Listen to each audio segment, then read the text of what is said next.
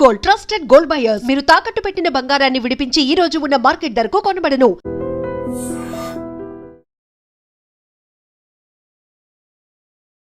Hi hello నమస్తే, welcome to iDream media. నేను మీ శ్రావ్య. మనతో పాటు ఇప్పుడు ఉన్నారు certified financial planner Anil Kumar Bachchu గారు. నమస్తే సార్. నమస్తే అండి.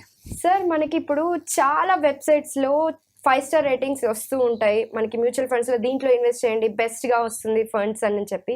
సో అలాంటి 5 స్టార్ రేటింగ్ ఉన్న వాటి మీద ఇన్వెస్ట్ చేస్తే నిజంగా బెనిఫిట్ ఉంటుందంటారా? అంటే చాలా రిలవెంట్ క్వశ్చన్.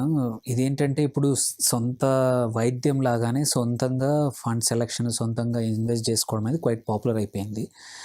జనరల్గా 5 స్టార్ రేటెడ్ ఫండ్స్ అంటే పర్ఫామ్ చేయొచ్చు, but it's not a guarantee.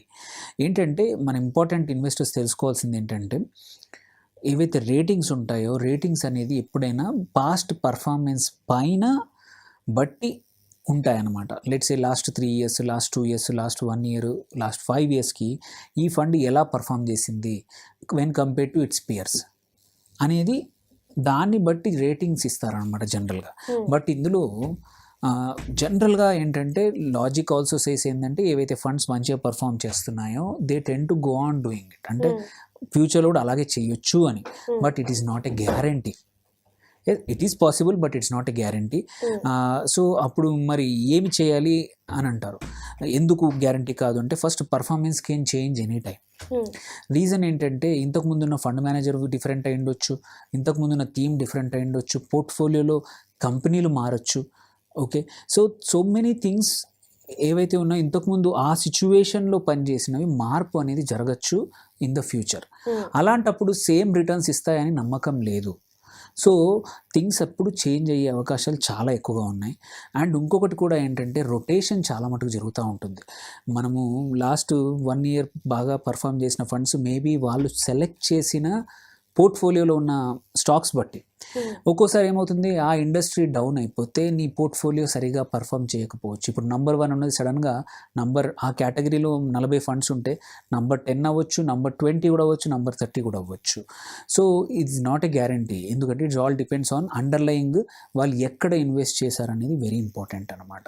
అందుకే ప్రతిసారి కూడా portfolio, fund manager and regulatory changes ఏమైనా ఉండొచ్చు. ఒక్కోసారి ఇంతకుముందు పర్మిషన్ ఎక్కువగా లార్జ్ క్యాప్ ఆర్ ఎక్కువ స్మాల్ క్యాప్కి ఉండొచ్చు, ఇప్పుడు సడన్గా మారినా కానీ ఫండ్ యొక్క క్యారెక్టర్ మారుతుంది, ఈ 5 స్టార్ రేటింగ్ అవన్నీ పని చేయవు అట్లాంటి సిచ్యువేషన్లో. బట్ జనరల్లీ ఈ 5 స్టార్ రేటింగ్ అనేది ఎలా యూస్ చేయాలంటే, ఒక కేటగిరీలో 40 ఫండ్స్ ఉంటే అందులోంచి ఒక 4-5 షార్ట్ లిస్ట్ చేసుకోవడానికి రేటింగ్స్ వాడుకోవాలి. ఆ షార్ట్ లిస్ట్ అయిన వాటి నుంచి మాత్రం ఇంకొంచెం పారామీటర్స్ టెస్ట్ చేసుకొని అక్కడ రేటింగ్ చూడకుండా అక్కడ మాత్రం ఫండ్స్ బాగా ఉన్నాయా, మేనేజ్డ్ బై వెల్లా, అండ్ పోర్ట్ఫోలియో ఏంటి, ప్రీవియస్ ట్రాక్ బట్టే. Previous track is always important, but మిగిలిన అన్ని పారామీటర్స్ కూడా ఈ 4-5 మీద ఇన్స్టెడ్ ఆఫ్ 40 మీద పెట్టడం టైం వేస్ట్. ఒక 3-4 సెలెక్ట్ చేసుకొని షార్ట్ లిస్ట్ చేసుకొని, లైక్ ఎగ్జాంపుల్ ఒక మిడ్ క్యాప్ ఫండ్ మనం సెలెక్ట్ చేస్తున్నాము కావాలి మనకి, అందులో 5 స్టార్ 4 స్టార్ రేటెడ్ ఒక 4 ఫండ్స్ తీసుకొని అందులో కంపారిజన్ చేసుకొని ఏవి కన్సిస్టెంట్గా పర్ఫామ్ చేస్తున్నాయి, మార్కెట్ అప్ సైడ్ ఉన్నప్పుడు కానీ డౌన్ సైడ్ ఉన్నప్పుడు కానీ మంచిగా కన్సిస్టెంట్గా పర్ఫామ్ చేసే ఫండ్స్ని చూస్ చేసుకొని, ఫండ్ మేనేజర్ కూడా హిస్టరీ బాగుండి. అంటే ఎలాంటి పారామీటర్స్ బేస్ చేసుకొని మనము చూడాలంటారు? ఒకటి compulsory past performance is obviously important, but దాంతోపాటు పోర్ట్ఫోలియో ఏంటి, అండ్ ఇది కంటిన్యూస్గా కన్సిస్టెంట్గా ఎవ్రీ క్వార్టర్లో కానీ ఎవ్రీ 6 మంత్స్లో కూడా ఆల్వేస్ టాప్ పర్ఫార్మింగ్ ఉందా లేదా అనేది చాలా ఇంపార్టెంట్. ఇవాళ నంబర్ 1 ఉందని చూడకండి, టాప్ 5లో ఎప్పటికున్న ఫండ్ 5-6 అయినా పర్లేదు. Because top ఫండ్కి and 6th 7th ఉన్న ఫండ్కి ఒక 1% డిఫరెన్స్ ఉండొచ్చు, but it's consistency is more point. అందుకే నేను ఏం చూస్తామంటే, టాప్ క్వార్టైల్లో ఫండ్ ఉన్న ఫండ్ని చూస్ చేసుకుంటే there is a high chance that ఆ ఫండ్ బాగుండొచ్చు. అలాగే ఫండ్ మేనేజర్ ఏంటి, వాళ్ళు అండర్లైన్ పోర్ట్ఫోలియోలో ఉన్న స్టాక్స్ ఏంటి, ఐటీ వైపు ఎక్కువ పెట్టారా, ఫైనాన్షియల్స్ ఎక్కువ పెట్టారా, పెట్రోలియం ఎక్కువ పెట్టారా, దాన్ని కూడా వెరీ ఇంపార్టెంట్. దాన్ని బట్టి కూడా అండ్ ఆ ఫండ్ పర్ఫార్మెన్స్ అగైనెస్ట్ రిస్క్ ఎంత తీసుకుంది, ఆ 2 రేషియోస్ కూడా చూసుకోవాల్సి వస్తుంది. మల్టిపుల్ రేషియోస్ ఉంటాయి, ఆ రేషియోస్ కూడా కంపేర్ చేసుకోవచ్చు. దీన్ని బట్టి అండ్ కొద్దిమంది ఎక్స్పెన్స్ రేషియో కూడా చూస్తూ ఉంటారు. ఇవన్నీ చూసుకొని మాత్రమే ఫండ్స్ సెలెక్షన్ చేయాలి. దాంతోపాటు ఓన్లీ రేటింగ్సే కాదు, ఇవి చూడండి. ఎట్ ద సేమ్ టైం అయినంత వరకు మీ ఓల్ పోర్ట్ఫోలియోలో ఈ ఫండ్ ఫిట్ అవుతుందా లేదా చూసుకోవడం కూడా ఇంపార్టెంట్. సో అంటే మీ రిస్క్ ప్రొఫైల్ తగ్గట్టు ఆ ఫండ్, ఎందుకంటే ప్రతి ఫండ్కి కూడా సెబీ ఒక రిస్కోమీటర్ ఇస్తుంది అనమాట.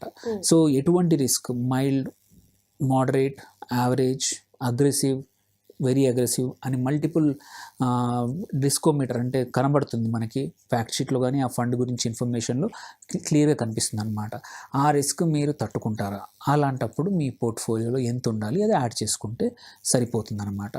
సో అందుకే ఓన్లీ ఆ ఒక్క రేటింగ్ కాకుండా కొంచెం ఎక్కువ పారామీటర్స్ తీసుకొని ఆ కేటగిరీ ఫస్ట్ సెలెక్ట్ చేసుకొని ఆ కేటగిరీలో ఏవేవి 4-5 రేటెడ్ మంచి రేటెడ్ ఫండ్స్ తీసుకొని వాటి మధ్యలో కంపారిజన్ చేసుకొని అందులో ఒకటి మంచిది పిక్ చేసుకుంటే ఏంటంటే ఇట్ ఈస్ బెటర్ దాన్ ర్యాండమ్గా ఎవరో చెప్పారని కాకుండా కొంచెం మనం ఫర్దర్గా స్టడీ చేస్తే ఏంటంటే ఓన్లీ 5 స్టారే కాదు మిగిలిన నంబర్స్ కూడా చూసుకోవడం కన్సిస్టెన్సీ వల్ల మన రిటర్న్స్ బెటర్గా వస్తాయండి. Okay sir, thank you so much sir. Thank you అండి.